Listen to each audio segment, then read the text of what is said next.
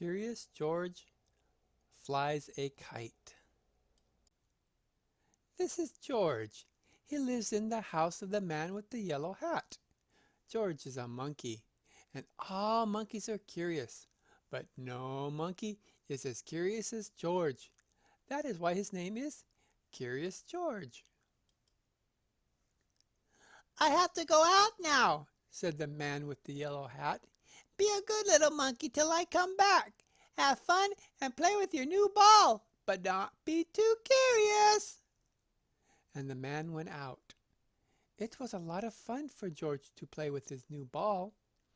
The ball went up, and George went up, and the ball went down, and George went down. George could do a lot of tricks with his ball too. This was one of his tricks. He could get up on the ball like this, or he could do it this way, with his head down. This was another trick George could do. He could hold the ball on his head like this. Look, no hands.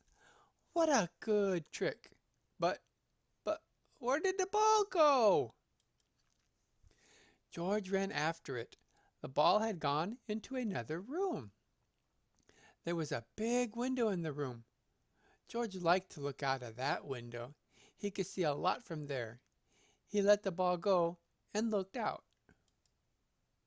George could see Bill on his bike and the lake with a boat on it. George could see a big house in a little garden and a little house in a big garden. The big house was where Bill lived. But who lived in the little house? George was curious. Who could live in a house that was so little? George had to find out. So he went to the big garden. The garden had a high wall, but not too high for a monkey. George got up on the wall. All he had to do now was jump down. So George jumped down into the big garden. Now he could take a look at the little house. And what did he see? A big white bunny and a lot of little bunnies. George looked and looked and looked. Bunnies were something new to him. How funny they were. The big bunny was Mother Bunny. She was as big as George. But the little bunnies were so little that George could hold one of them in his hand. And that is what he wanted to do. How could he get a bunny out of the house? A house must have a door to get in and out. But where was the door to the bunny house? Oh, there it was. George put his hand in and took out a baby bunny.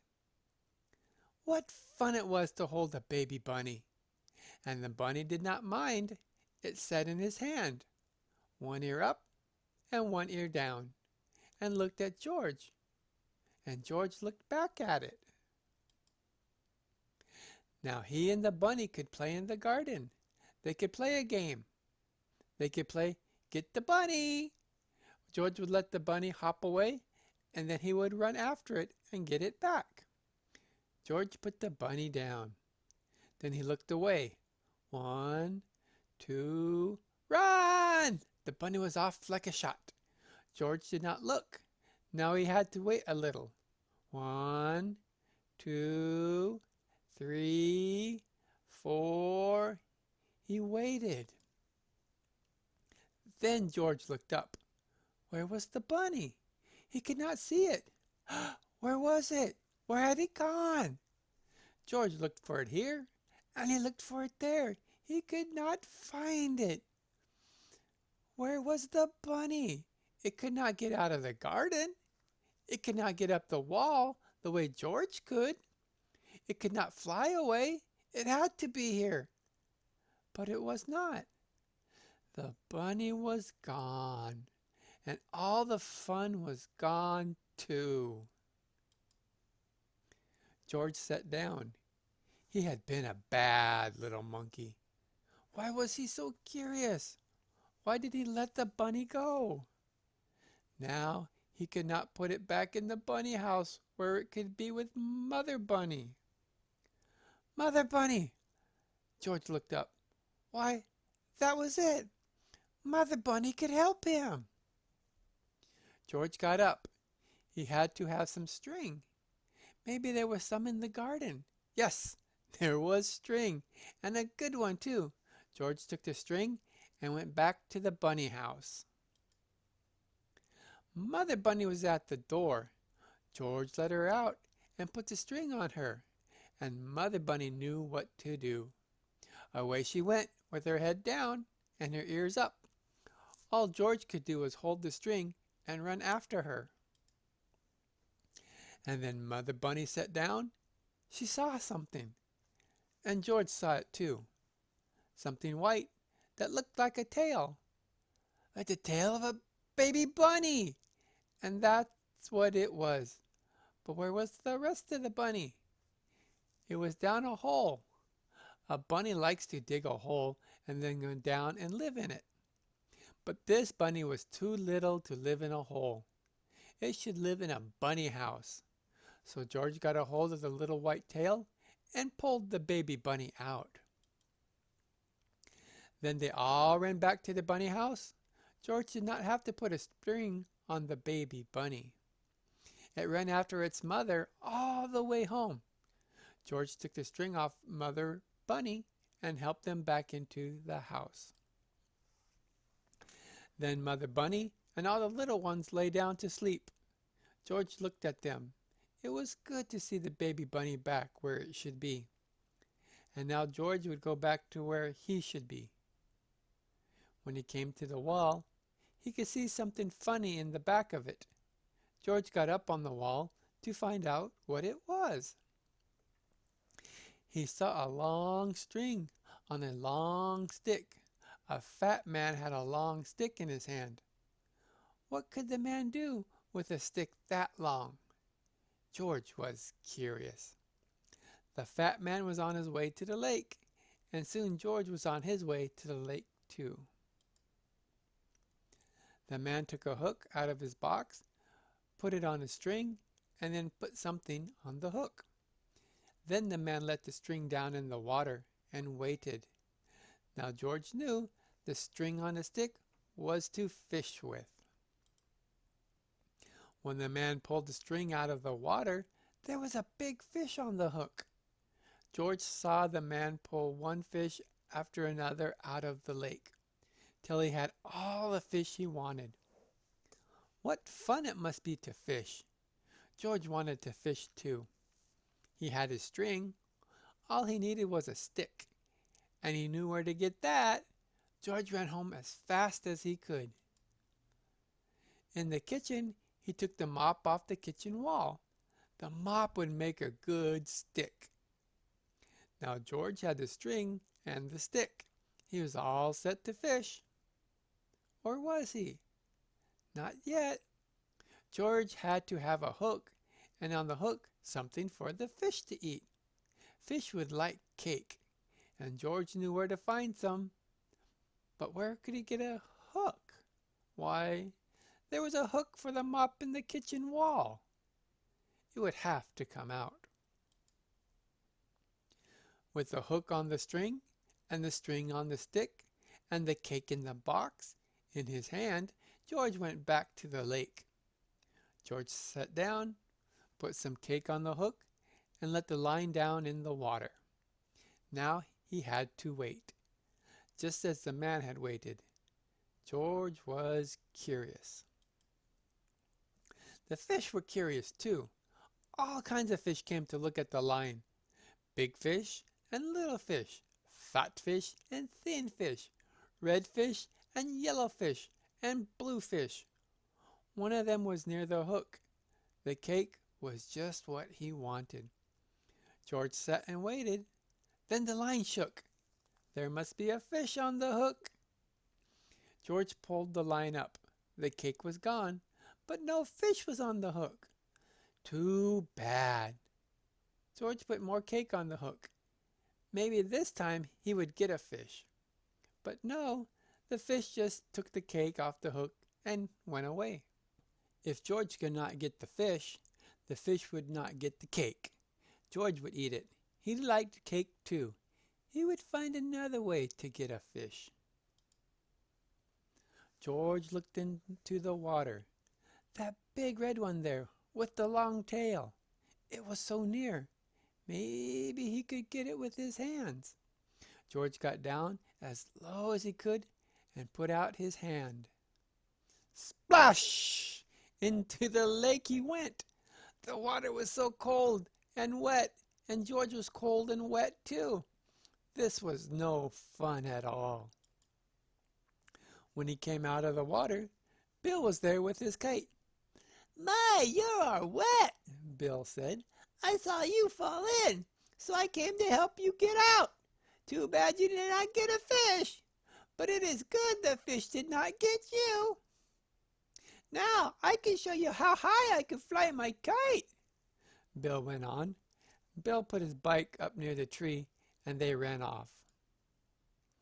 There was a lot of wind that day, and that was just what they needed.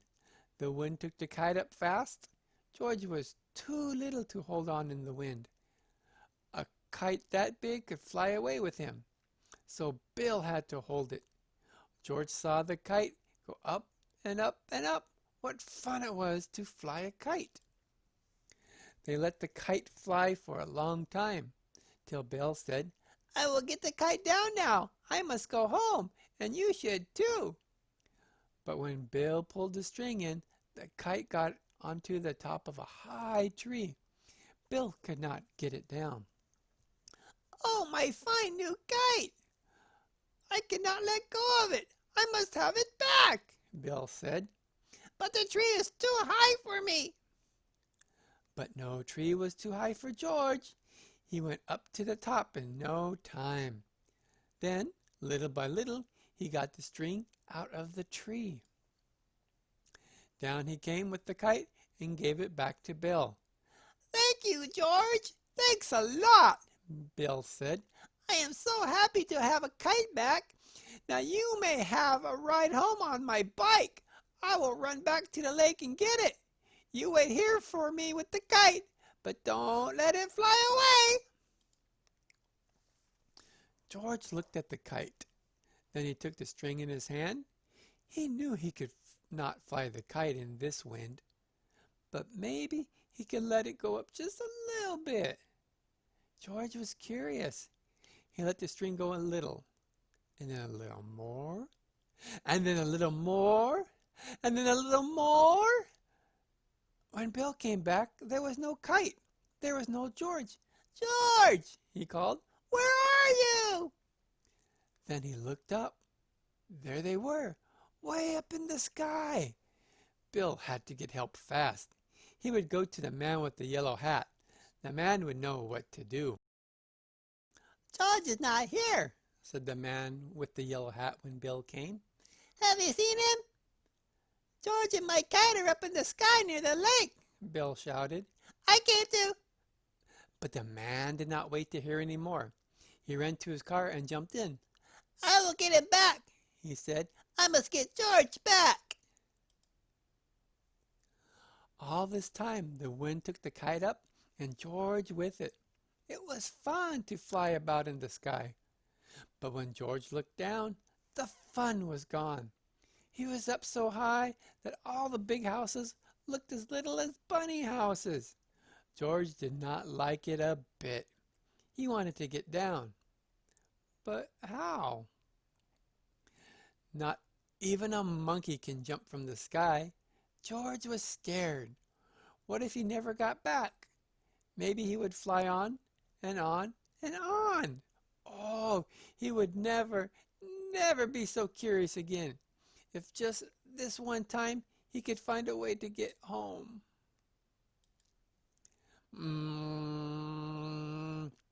What was that? George could hear something, and he saw something fly in the sky, just like a kite. It was a helicopter, and in the helicopter, hurrah! It was the man with the yellow hat. Down from the helicopter came a long line. George got hold of it, and the man with the yellow hat pulled him up. George held on to the kite, for he had to give it back to Bill. I am so happy to have you back, George, said the man with the yellow hat. I was scared, and you must have been scared too. I know you will not want to fly a kite again for a long, long time. You must give it back to Bill when we get home. Hurrah! Bill shouted when George came to give him his kite back. George is back, and my kite is back too. And then Bill took George by the hand and went with him into the little garden, and from the little garden into the big garden where the bunny house was. Here is one of my baby bunnies, Bill said. Take it, it's for you. A baby bunny for George? George took it in his hands and held it way up. It was his bunny now. He could take it home with him. And that is what he did. The end.